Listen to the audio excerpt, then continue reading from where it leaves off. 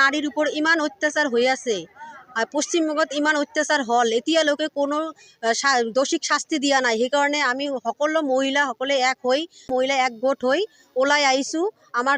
আমাৰ এই পশ্চিমবঙ্গ সৰকাৰক আমি ধিক্কাৰ জনাইছোঁ। আমাৰ সোনকালে যাতে দোষীক ফাঁসি দিয়ে। পশ্চিমবঙ্গ সৰকাৰেৰ কলিকাতাৰ মৌমিতা নামৰ এজন সুদক্ষ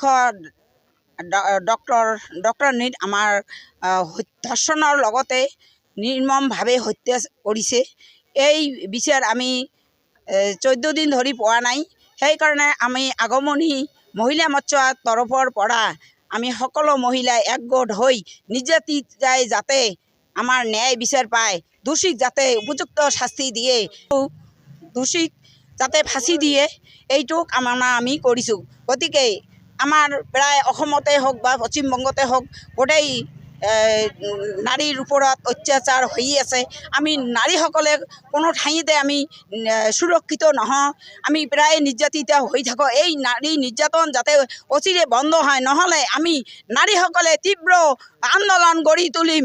নহ'লে আমি উপযুক্ত বিচাৰ যদি নাপাওঁ, তেনেহ'লে ইয়াতকৈ আমি আকৌ বেছি আন্দোলন কৰিবলৈ বাধ্য থাকিম। সকলো মহিলাসকলে আকৌ নেক্সট দ্বিতীয়বাৰৰ কাৰণে ওলাই আহিছোঁ। তাৰমানে কলকাতাৰ ঘটনাৰ লগতে ধিঙত হোৱা ৰিচেণ্টলি হোৱা এজনী ছোৱালীক 3জনে তেনেকৈ ধৰ্ষণ কৰিছে। ধৰ্ষণ কৰাৰ পাছত পলাতক 2জনক এতিয়ালৈকে পোৱা নাই। আমি এইটোও বিচাৰ চাওঁ। আৰু লগতে মৌমিতাৰ দোষীসকলক আজিলৈকে কৰায়ত্ব কিয় কৰিব পৰা নাই, সেইটো আমাৰ দাবী। অতি সোনকালে যাতে মৌমিতাৰ ধৰ্ষণকাৰীক গ্ৰেপ্তাৰ কৰে, পশ্চিমবঙ্গ চৰকাৰৰ ওচৰত দাবী। আৰু লগতে পশ্চিমবঙ্গ চৰকাৰৰ যি ভূমিকা নিভাই আছে, এই ভূমিকাক আমি গৰিহণা দিছোঁ, তীব্ৰ গৰিহণা দিছোঁ। যেতিয়ালৈকে দোষীৰ শাস্তি নহয়, তেতিয়ালৈকে আমাৰ এই আন্দোলন চলি থাকিব।